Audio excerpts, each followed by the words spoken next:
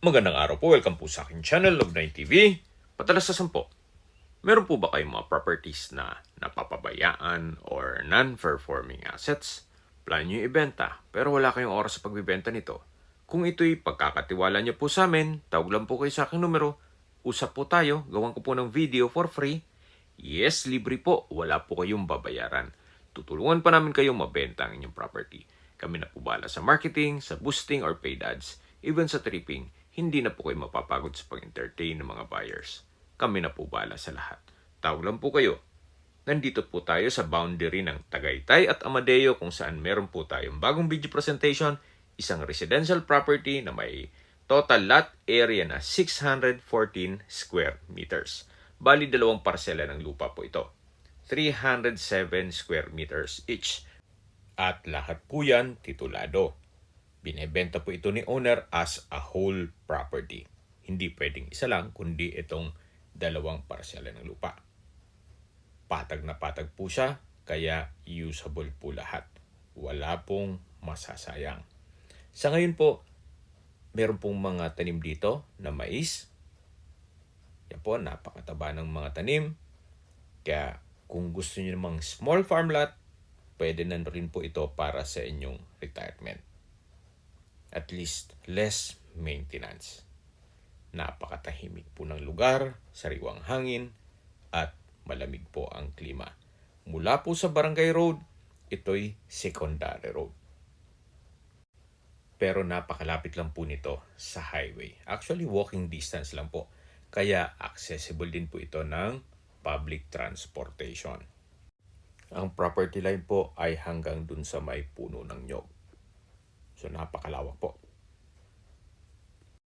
Ang kagandahan pa po dito, hindi na po kayo magpapalagay ng bakod. Gawa ng meron na pong concrete fence sa palibot nitong property. Medyo may kamahalan na rin po ang materialis ngayon, kaya nakatipid na rin po kayo dito sa pagpabakod. Habang pinagmamasdan nyo po itong kapaligiran, pag-usapan na natin ang distance, location, at travel time.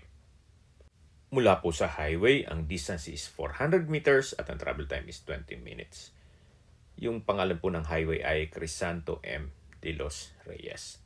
At mula naman po sa Tagaytay Bypass Road, ang distance is 500 meters at ang travel time is 3 minutes.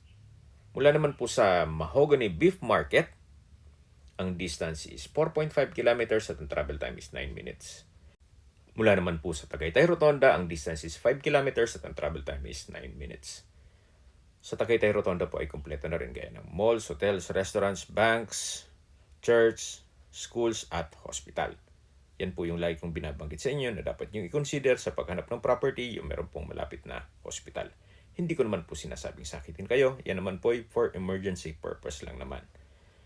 Mula naman po sa Manila o sa airport, ang distance is 61.3 kilometers at ang travel time is 1 hour and 15 minutes. Ito po yung right of way na binabaybay natin at yung sasakyan naman, yan naman po yung Barangay Road. Okay, sa presyo na po tayo. Binebenta po ito ni owner sa halagang 7,000 pesos per square meter net. Ibig pong sabihin, si buyer na po ang sasagot sa lahat ng taxes at expenses with regards to documentation.